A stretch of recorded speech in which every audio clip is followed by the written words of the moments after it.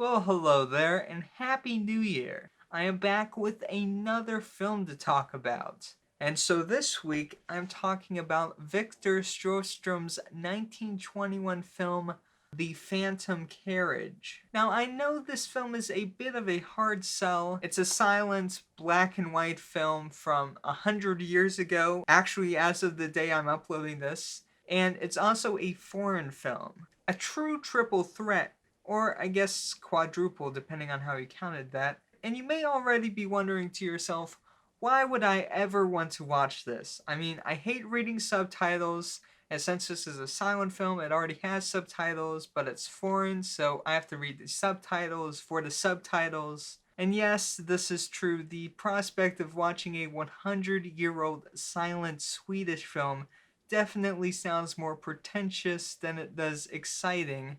But hopefully by the end of this video, you'll see why I love this film so much. So who knows, maybe you'll want to check it out too.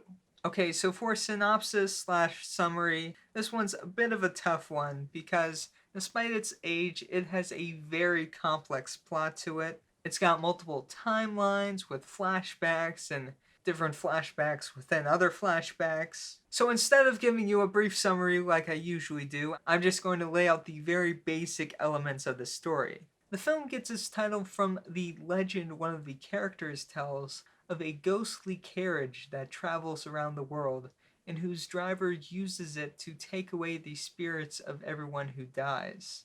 And the last person to die on every New Year's Eve at the stroke of midnight is doomed to take the carriage driver's place, gathering souls throughout the next year.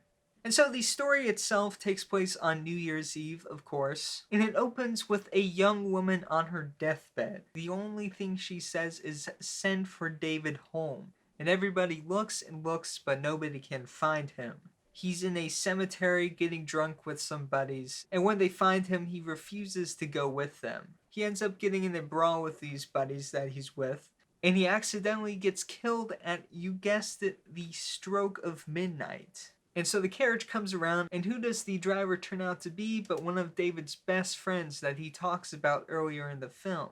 And this friend feels very guilty for leading David onto the path that he is on right now. You know, just being an overall horrible person. And throughout a lot of the film from here on, the two are reflecting and recalling David's life and just the different things that have led him to this point. And one of the things we discover is the woman on the deathbed from the beginning is actually Sister Edith, who's in the Salvation Army, and also one of the few people that believes in the possibility of David's redemption. And so The Phantom Carriage was based on a novel by the popular Swedish author Selma Lagerlöf. And as you have probably picked up, it draws a lot from the Charles Dickens novella A Christmas Carol. And I'd say that's probably a pretty good way of thinking about it. Going in, it can be a bit harder to follow initially. I mean, they basically throw you in pretty close to the end of the film. And so you're kind of piecing together what's happening as the film goes on. And so obviously this can be a bit frustrating for first-time viewers, especially since this is a silent film. You can't really follow along with the dialogue while you check your phone or something. You have to pretty much be looking at the screen the whole time. And I know this sounds kind of daunting trying to keep up with this film, but I was thinking back about it, and in the way it treats time, it's somewhat like a Christopher Nolan film. You know, like Memento or Inception or Dunkirk. I've yet to see or really look up much about Tenet, but I'm sure it deals with time in an inventive way as well. But these films are similarly filled with flashbacks, and they have different timelines that they're cutting between. So I think modern audiences might actually have an easier time keeping up with this film than one might think. You definitely have to stay fairly focused on what's going on, but in doing so, there is so much to gain from it. Victor Sjöström, the writer, director, and star of the film, is regarded as one of the greatest directors of all time. In fact, he's often regarded as the father of Swedish cinema, with The Phantom Carriage being one of his greatest films. And on multiple occasions, Charlie Chaplin cited The Phantom Carriage as the best film he'd ever seen.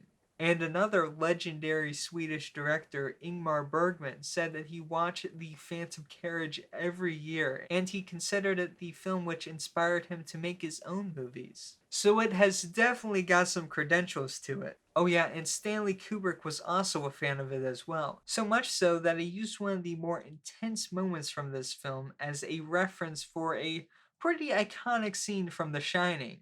Here's Johnny! The main aspect of this film that usually draws people in is the special effects. Both the camera and special effects teams on this film did an incredible job with the visuals, specifically those involving the ghosts. Now, the double exposure technique that they used in this film was not necessarily new to audiences in 1921. It was a pretty well established technique that was used in ghost photography, and filmmakers such as George Méliès had already brought it to movies a few years earlier. However, the technique was taken to new levels on this film. At some points, they had up to 4 exposures for a single shot, and this was so they could have multiple layers of what the ghost could interact with. But what I find really impressive is to think that this was in 1921, and so the cameras were all hand cranked. So for the effect to be done correctly, the cameras would have had to be manually cranked at the exact same time for each exposure of the film. So the fact that they were able to be this precise about it is pretty incredible. The atmosphere in this film is so cool. I mean, the sets with the graveyard or when there's the shipwreck and they go underwater, it has this really spooky look to it. And the fact that it's an old silent film that's filled with scratches and things just kind of adds to the atmosphere. And on top of that, the scores that have been created to accompany this film are spectacular. One of my favorite aspects of watching silent films is just how much their musical scores contribute to the film. Now, if you're watching this film on a DVD or Blu-ray like this one, you may notice that there are actually 2 different scores for the film. One is by the famous Swedish musician Matty Bai, and the other is by the electronic music duo KTL. And both versions seem to have their fans. The KTL version being much more experimental, using ambient sounds, and is just overall very atmospheric. It's really cool for the creepier scenes and really works well building the atmosphere for those, making them all feel very unnerving. However, one of the things I don't care for as much with this score is that there's hardly ever a change in the tone. And if there is, it's pretty slight, basically going from very creepy to slightly less creepy.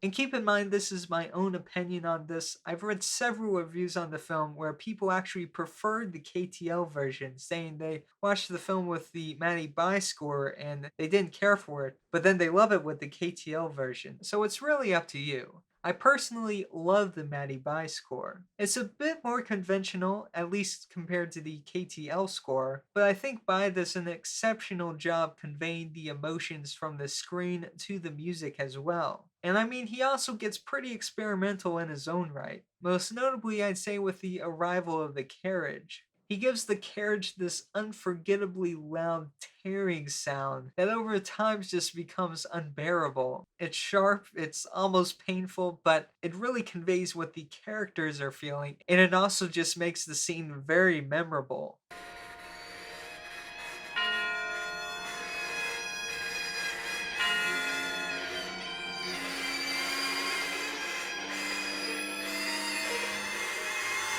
It's interesting to note that the sound of the carriage is not mentioned in any of the title cards, but Sjöström clearly had this high-pitched squealing sound in mind as he's painfully covering his ears in the film. And so one of the things I love about Bai's score is that he picks up on all these very slight tonal shifts throughout the film, which there are quite a few, but he picks up on them and uses the music to make the shifts feel very natural, and really I just find it complements the film very well. The KTL score keeps the tone pretty much the same throughout, and so I didn't feel this as much for that score, but as I said before, that is just my opinion. I can definitely see why someone could love the KTL score as well, and you know what, if that is you, feel free to write down in the comments what you love about the KTL score, or the Matty Bai score if you happen to have seen the film. I'd be very interested to hear what different people's opinions on the scores of this film films. But at the end of the day, as long as you're enjoying the film, I don't think it matters too much which score you're listening to.